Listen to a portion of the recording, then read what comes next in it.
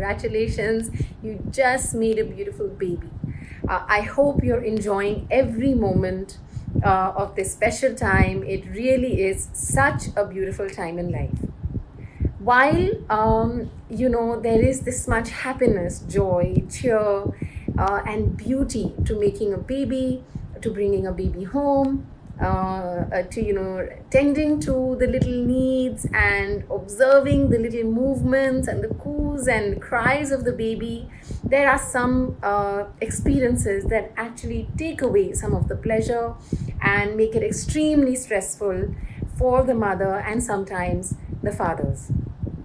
Yes, I'm talking about postpartum depression or postpartum anxiety. These are very difficult and painful experiences to go through. Having babies during a pandemic could not be easy.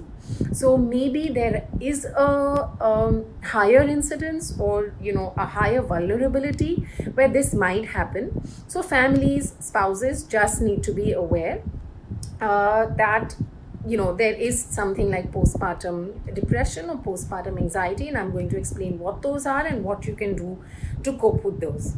What typically happens is during a pregnancy, your body's pumped itself up with hormones to provide every kind of support to the baby. Now, once you deliver, there is a very drastic drop in those hormones.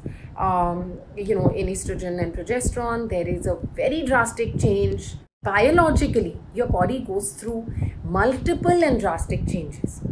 So this can induce postpartum depression or postpartum anxiety, which you can totally call a side effect or literally like a perinatal complication, just because of the biological changes in your body, and it can appear between 2 to 3 days post-delivery, last up to 2 to 3 weeks or more.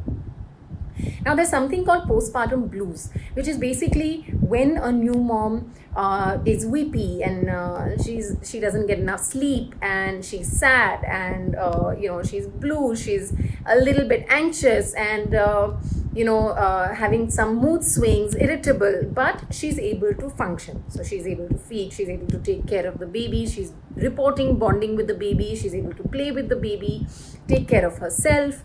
So those are blues. It's very common. 7 to 8 out of 10 women report blues. So please understand that feeling irritable, having mood swings is completely normal and very, very common and very, very transient. Okay.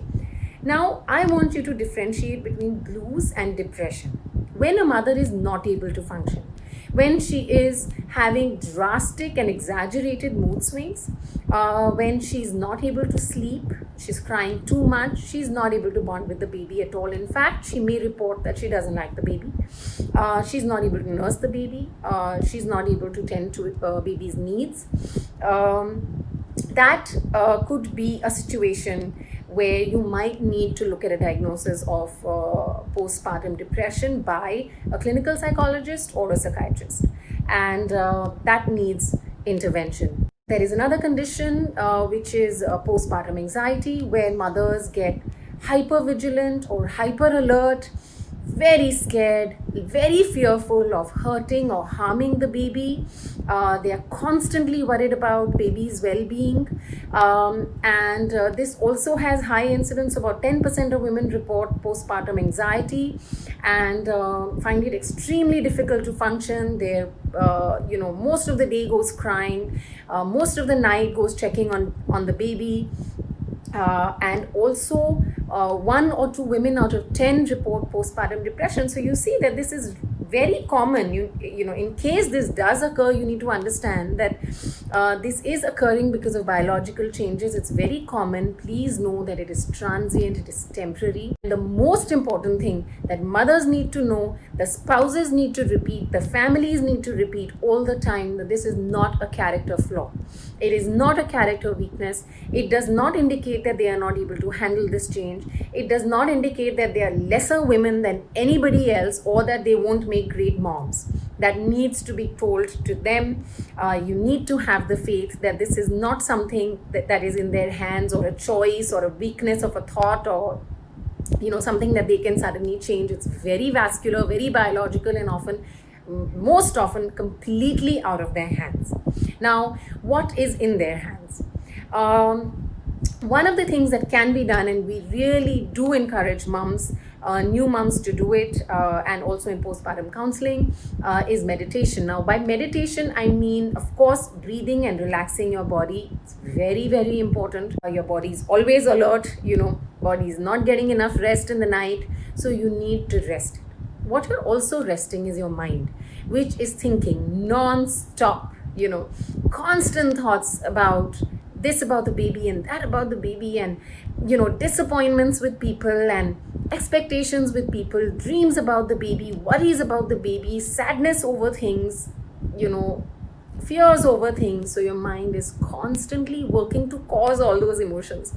So what meditation does is that it gives you some silence, it gives you some blank moments. Now, those blank moments are very necessary, because that is when you're going to plant the seed of cheer, of happiness, and of the good things that are happening around you. So meditation is very necessary. Please do try and get some of that. Exercise, whatever you can handle. Spousal and family support, incredibly important. So if you have a new mom in your family, if you're a new dad, please understand that right now you can make a monumental difference in the life of the mom who has to take care of a little baby. And the last thing is, if you feel that this is beyond you, the mother is really suffering, the baby is suffering, please be open-minded to reach out to a clinical psychologist for a diagnosis, or a psychiatrist for a prescription. Of course, there's going to be resistance to take a prescription at this time, especially if the mother is feeding. Please understand that if the mother is taken care of, and if the situation, the sooner it's behind her, the better she will be able to take care of the baby. Right now, it's important that the mother takes care of herself so that she can take care of the baby. Please take care of the new moms in your house. New moms, take care of yourself, because that is more important, which will consequently lead to you being able to be the mom that you want to be.